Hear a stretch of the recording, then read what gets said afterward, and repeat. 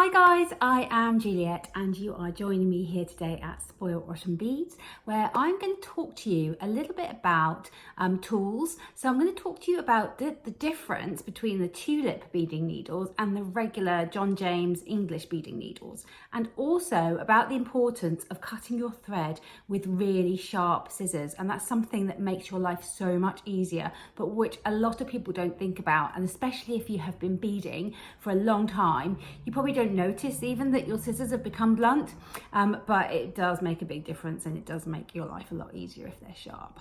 So before I go any further, I will say hit that subscribe button and subscribe to our channel so that you hear about all of our latest uploads and new arrivals here at Spoiled Rotten Beads.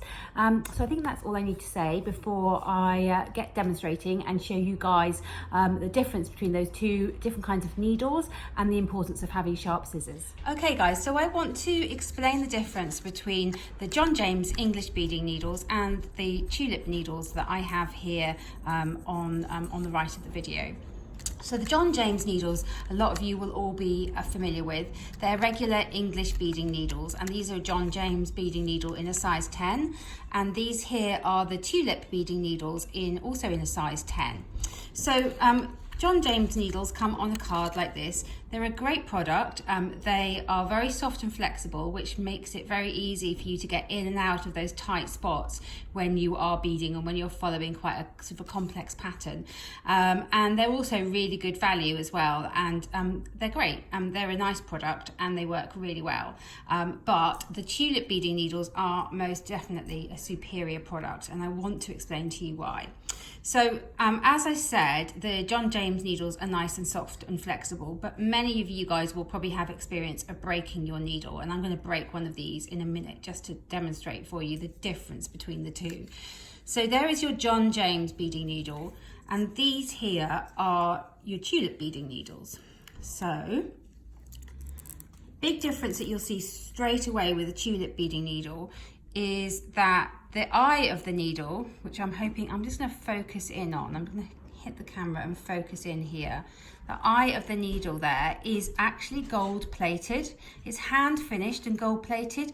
And what that means is that this Tulip beading needle is a lot easier to thread than your regular John James needle, because the eye is so much smoother and better finished. And what that means also is that the eye of the Tulip beading needle is far less likely to snag your thread or to damage your thread as you bead, because it is really nice and smooth. I'm just trying to kind of get the camera there to focus in on this. There we go. It's a really good eye, and that does make things a lot easier for you. The other thing you'll see that the Tulip beading needles are also nice and soft and flexible. You can see this bends really, really well, but you can bend them. I'm just going to bend this one right back like that, a long way, and they will just spring back into place. Take a look at that needle there. I bent it, you saw how far I bent it, and it's just sprung back. This John James needle, if I bend it the same degree, there, you'll see it will hold that shape a lot more, so it kind of keeps it's bent now, and a lot of you guys will have experience of your beading needles bending, but more than that, it's really easy to break a John James needle. So if I just bend this one, you'll feel it will just snap like that. That one snapped. Tulip beading needles are really hard to break. I can't bend that one any more than that. It bends enough to bead, but it doesn't bend enough to break.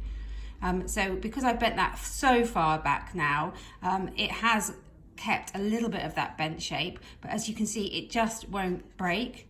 You just can't break these needles. They're really, really strong. So they're very strong, the Tulip needles, and because they're finished with this gold-plated, hand-finished eye, it does mean that they will look after your thread, which is fantastic.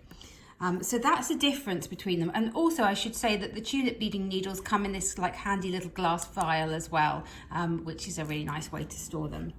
So I'm going to put my needles away. And I'm just going to bring my my Dura thread into shot and just explain to you the difference between cutting your thread with sharp scissors and cutting them with blunt scissors. So my scissors here are blunt, and these ones here are nice and sharp. So if I cut my Dura thread with my blunt scissors, what you'll see is that it's kind of hacking. They're hacking away at it. Finally, I cut through, and what I've got is a kind of, again, I'm going to focus the camera in on that. I've got a kind of a feathery end there.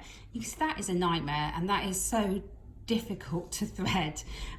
So I can obviously try and straighten that out with my fingers, and it does get better, but it has effectively, it's frayed, and it's going to be a lot more difficult to thread that Dura thread onto my needle. If I now take my sharp scissors,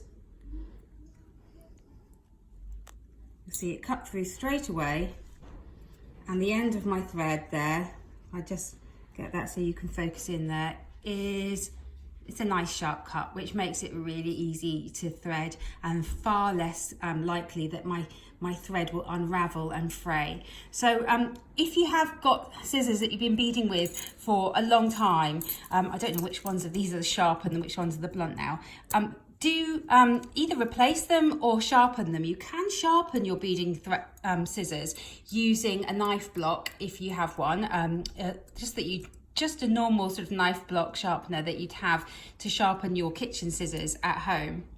And then make sure that you reserve them exclusively for cutting beading thread. Don't let anyone else in the household take your beading thread scissors and use them to cut paper or anything else with, because that will effectively, it will cause those scissors to become blunt far more quickly than if you just reserve them only for beading thread. So those are just two sort of little handy tips for you about the difference between the tulip needles, and also about the importance of having sharp scissors when you are cutting your beading thread. So I hope you have found this a useful video. Please do comment with your tips and your hints for successful beading below, and do subscribe to our channel before you go so that you are the very first to hear about our latest uploads. Okay guys, thank you for watching. Bye bye.